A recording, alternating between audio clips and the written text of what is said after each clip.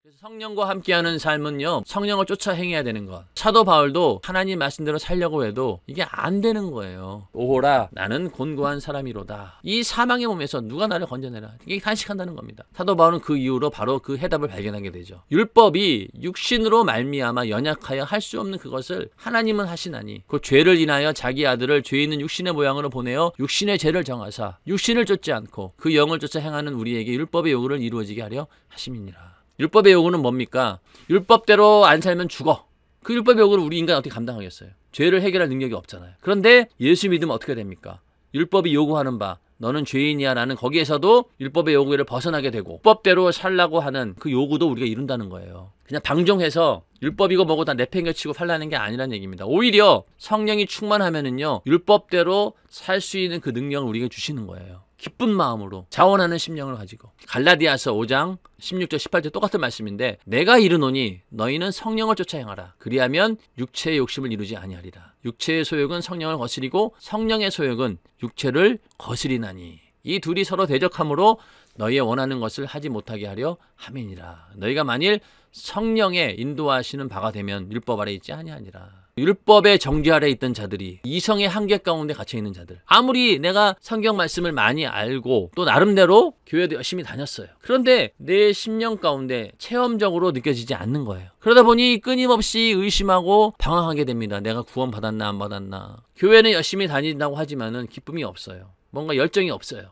이러한 사람들이 성령으로 거듭나게 되면 어떤 삶이 되느냐, 이제는 자유를 느끼죠. 성령 충만한 사람들은요, 세상 가운데 있으면 불안해요. 하나님의 은혜 안에 있을 때만 늘 이게 안정이 되지 조금이라도 벗어나게 되면은 굉장히 불편해합니다. 하나님 말씀 안에 있을 때 그때가 자유롭다는 거죠. 이성의 한계가 아니라 이제는 능력이 있는 삶이 되는 거죠. 의심과 방황이 아닌 확신과 기쁨이 넘쳐나게 되고, 기쁨 없는 열심으로 이게 하나님께 상달되지도 않는 그런 충성이 이제는 은사와 열매로 계속해서 맺혀지게 된다는 것. 성령으로 우리는 거룩한 삶을 유지할 수 있는 것이고, 또 육신의 생각과 소욕을 이기기 위해서는요, 성령을 의지하는 방법밖에 없어요. 물컵에 물이 꽉 차 있으면은요, 더 이상 아무 게 들어갈 길이 없어요. 완전히 압도당해가지고 다른 게 들어갈 틈이 없는 상태가 바로 성령 충만입니다. 그 다음에 성령을 우리가 대우하고 잘 모셔야 합니다. 성령은 인격을 가지신 분이다 라는 걸 먼저 인정해야 되고, 우리를 도와주시는 분이긴 하지만은요, 먼저는요, 예수를 변호하시는 분이에요. 하나님의 일을 하시는 분이에요. 우리는 성령께 쓰임받는 사람들인 거죠. 그리고 성령을 회방하는 죄는 영원히 사함받지 못한다. 자, 성령 회방도 단계가 좀 있어요. 자, 먼저는요, 성령을 근심케 합니다. 성령의 감동은 계속 하는데 그거를 너물락말락 해보는 거예요. 근심하는 차원에서 이제는 약간 무시해가면서 하라고 한 것부터 먼저 안 하죠. 전도하지 않아요. 또 기도하지 않습니다. 최소한의 마지노선에서 자기만 방어를 하는 거죠.